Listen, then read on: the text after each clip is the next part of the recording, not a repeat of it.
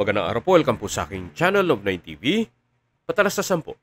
Meron po ba kayong mga properties na napapabayaan or non-performing assets?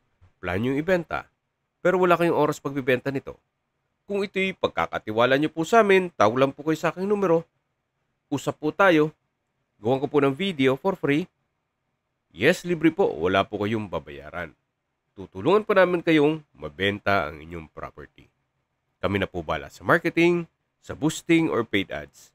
Even sa tripping, hindi na po kayo mapapagod sa pag-entertain ng mga buyers. Kami na po bala sa lahat. Tawag lang po kayo.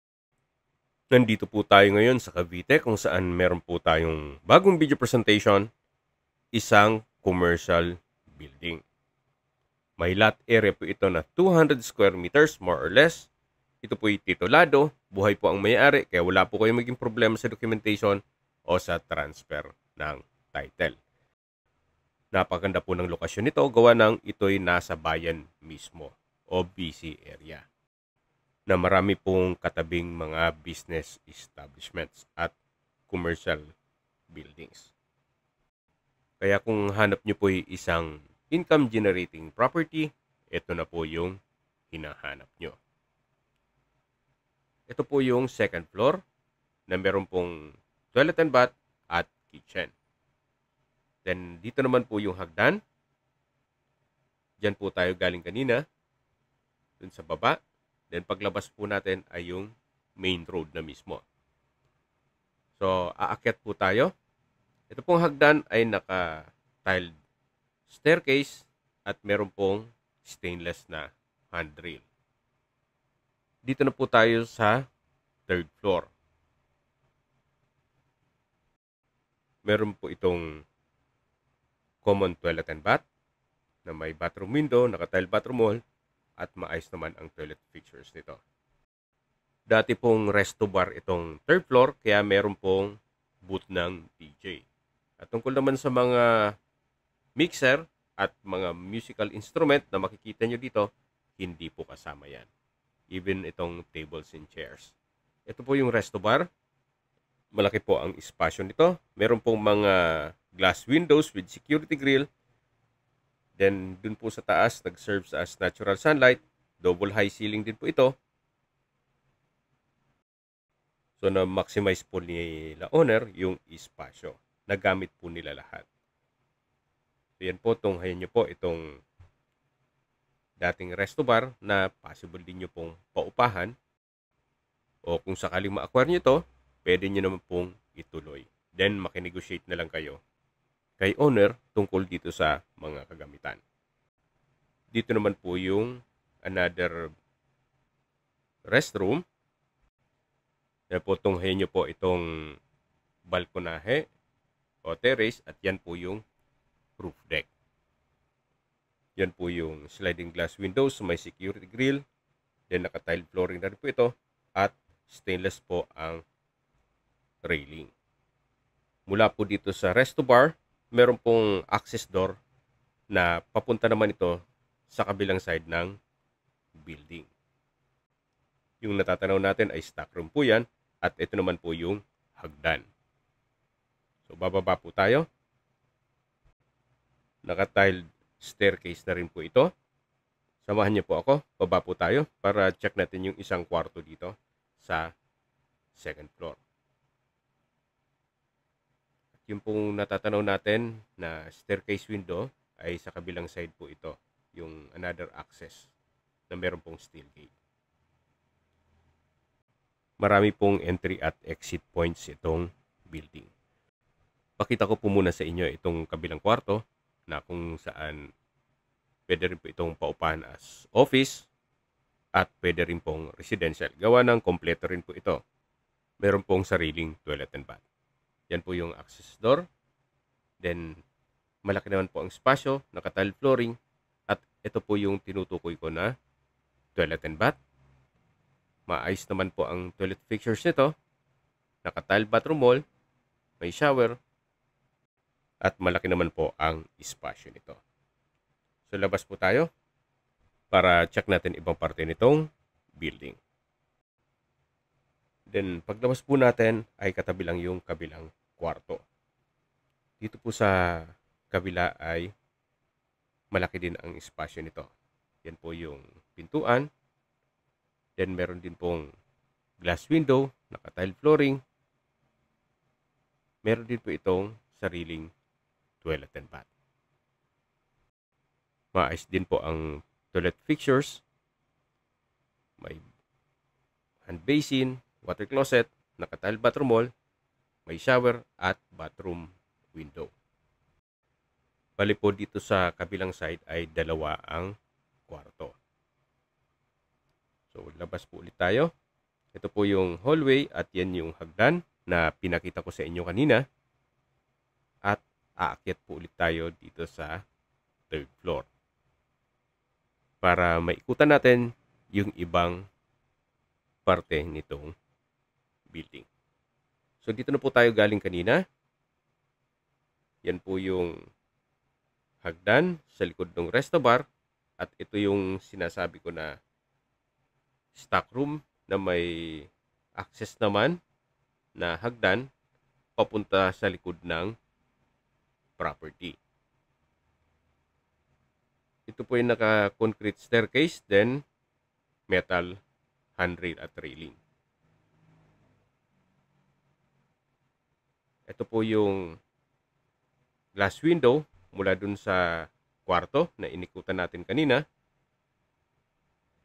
So nagkaroon po ng mga extension itong property. At bababa ulit tayo dito sa may ground floor. Then may steel gate po dito papunta naman dun sa commercial space sa harapan. Hindi lang po natin mapasok ito gawa ng ito po'y okupado o may nangungupahan.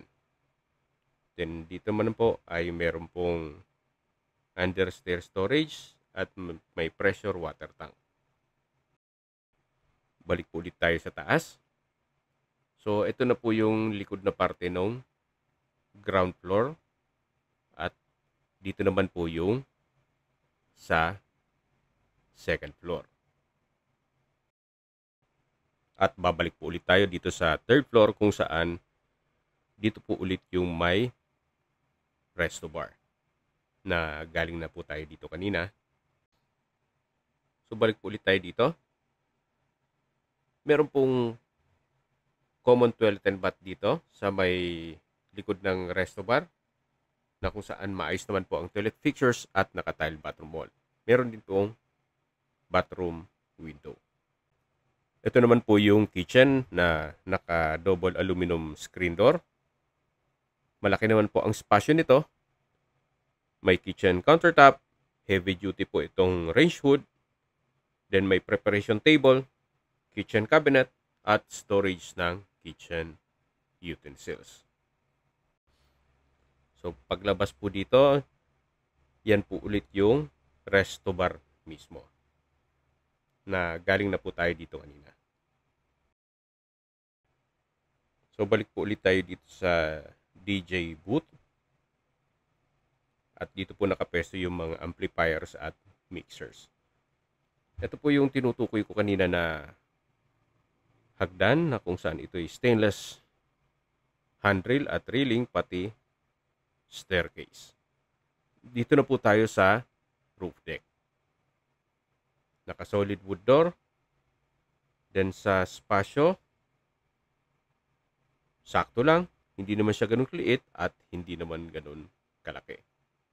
May glass windows. Meron din po itong toilet and bath at shower sa dulo. Meron din pong access door na papunta naman sa balkonahe o terrace. Na kung saan napakalaki po ng espasyo. Naka-tile flooring, covered din po ito. Meron pong water tank. At mula po dito, matatanaw nyo naman ang inyong mga magiging kapitbahay. 360 degrees po ang view dito. Gawa ng ito pong roof deck o penthouse ay meron pong setback. So dito po ay malapad pa naman. Then yung natatanaw natin na pulang flooring ay paikot na po ito hanggang doon sa dulo na meron pong generator. At dito po ay meron pong tubular railing. Lahat pong glass windows ay meron pong security grill. Hanggang dito sa kabilang side. So sa structure po, wala din po kayong ipapagawa dito. Gawa ng ito'y well-maintained. At dito naman po yung tinutukoy ko na generator. Alamang kasama po ito. Kasi medyo mahirapan na kayong ibababa pa yan kung sakaling tatanggalin pa ni owner. Pa ditong water tank. Habang pinagmamasdan niyo po ito, pag-usapan na natin ang distance, location at travel time. Mula po sa Sangley Point International Airport, ang distance is 1 kilometer at ang travel time is 3 minutes. Mula naman po sa Terona Highway, ang distance is 13 kilometers at ang travel time is 26 minutes. Mula naman po sa Cavite Economic Zone, ang distance is 11 kilometers at ang travel time is 25 minutes. Mula naman po sa Cavite State University, ang distance is 12 kilometers at ang travel time is 26 minutes. Kung manggagaling naman po sa Manila o sa airport, ang distance is 30 kilometers at ang travel time is 47 minutes. Okay, sa presyo na po tayo. Binibenta po ito ni owner sa halagang 60 million pesos. Kung may mga katanungan po kayo, tawag lang po kayo sa aking numero. At sa mga kababayan naman natin na sa ibang bansa, meron po akong Telegram. Sa mga iPhone user man may iMessage. Meron din pong Imo, Skype, Viber at WhatsApp. Same number lang po, 0917-316-3399. Sa mga nagtatanong naman po ng aming Facebook, meron po ang Facebook page na Nov9 TV at Facebook Reels Video. Meron din pong TikTok at Instagram. May ibang YouTube channel po kami na Nov9 TV channel at Nov9 TV Listings. Sana po naibigyan yung aming video presentation. Paki-like and subscribe na lang po sa aking channel para ma-update din po kayo sa aking future listings. Kung sakali po hanap nyo mas malaking sukat na lupa, meron din po kami ibang listings na pwede nyong pagpilian. Huwag po kayo mag-atubiling tumawag sa amin, then let us know your budget para malaman namin kung anong property pwede namin i-alok sa inyo. Sa lahat pong viewer, subscriber at nagtiwala po sa amin, salamat po sa suporta. Ingat po kayo lagi at yung pamilya. Maraming salamat po.